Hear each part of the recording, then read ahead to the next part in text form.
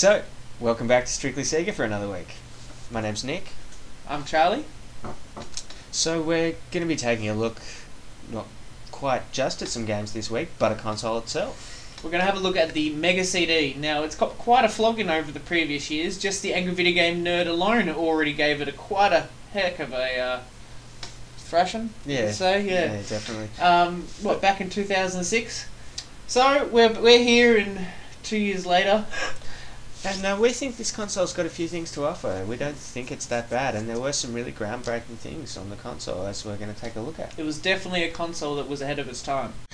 The Mega CD, or the Sega CD in the US, is an add-on CD-ROM drive for the Sega Mega Drive, released originally in Japan on December the 1st, 1991.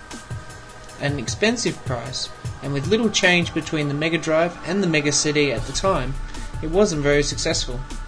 Further dragged down with release titles like Soul Feast and Heavy Nova, which were far from the best games on the system. Sega designed the Mega CD not just to take on the Super Nintendo, but also NEC and their PC engine, otherwise known as the Turbo Duo, as NEC at the time had a name that loomed as a similar threat to Sony upon the release of their PlayStation. During production, Sega kept the add-on in deep secrecy. Even the game developers weren't really informed that well about the Mega CD. Being only the second CD-ROM console ever made, the programmers were just told to start basically programming for the Mega Drive, but with a very large cartridge in mind. But the Mega CD plugin wasn't just about adding a CD-ROM. Sure, it was an exciting time to add a CD-ROM, as the technology was still very early and most PC owners were only just starting to get CD-ROMs in their PCs. I mean, I didn't even have my first CD-ROM until 1994. The Mega CD also added some extra features to get the Mega Drive up to the point of being able to compete against the Super Nintendo. So they added an additional Motorola 6800 chip running at 12.5 MHz, plus 6 megabits of memory, a new sound chip with stereo outputs, and of course the ASIC chip. The ASIC chip, pronounced ASIC, is a chip that was often used by hardware vendors at the time for a particular application or shortcut. It had a set of instructions written on it that could be easily modified, and it was much cheaper and quicker than making a new chip from scratch. The ASIC chips are most common these days in devices like PDAs and car computers. The Mega CD used the ASIC chips to achieve the scaling and rotation in the game. So what is scaling and rotation? Well, if you have played the Super Nintendo, then there's a good chance you have seen scaling and rotation at work. Sometimes called Mode 7, the best example I can offer is games like F-Zero or Mario Kart that display a laid out track that's built on a grid basis in the console's memory that trade in height or size for distance. But Nintendo had limitations when it came to their Mode 7 view, for it was only the background, e.g. the racetrack, that was able to rotate and scale, and not the sprites, whereas the Mega CD allowed both the background and the sprites to rotate and scale. This was a huge thing at the time, and the first time I saw it in action I was completely blown away. There was one major downside, and that was the fact you still had the same Mega Drive colour palette and sound. It was a real drawback, but some developers managed to pull off some programming tricks to get around it.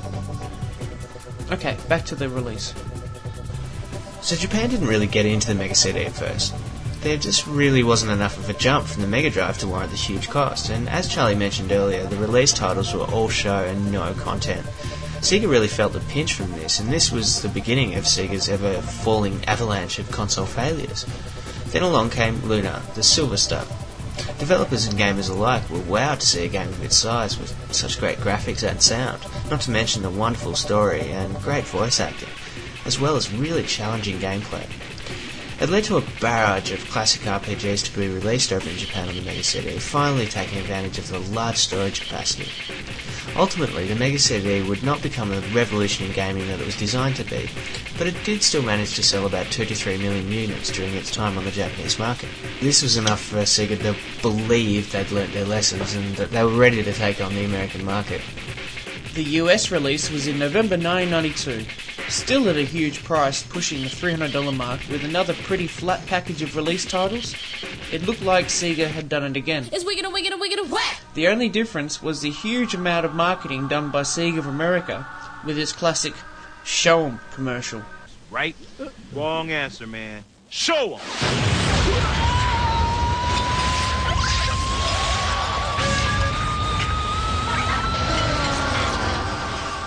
Sega named the Mega CD the Sega CD, as Americans didn't have a Mega Drive but a Genesis, so it seemed pointless to call it the Mega CD in the USA. After its lukewarm reception, sales grew sharply around November 1993, but its success was mostly due to a game we have covered already called Night Trap. As you probably remember from that episode, Sega got a lot of attention for Night Trap due to its controversy that surrounded it. Now I say surrounded it because really if you play the game there's no controversy at all, even though it was banned by the US Senate. So as the Night Trap controversy wore up, sadly, so did the sales.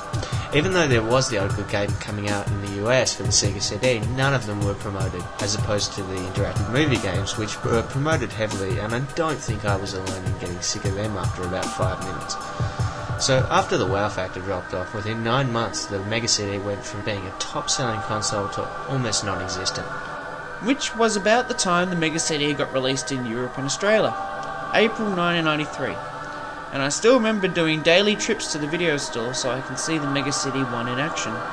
By then the Mega CD had built up quite a catalogue, and it didn't sell too badly here down under. As much as the hype was all about the FMV games, for me it was the new driving games on the Sega CD that amazed me, as well as the huge platforms. Come back for part 2 and we'll have a look at some of the games, plus a wrap up and our final thoughts on the Mega CD.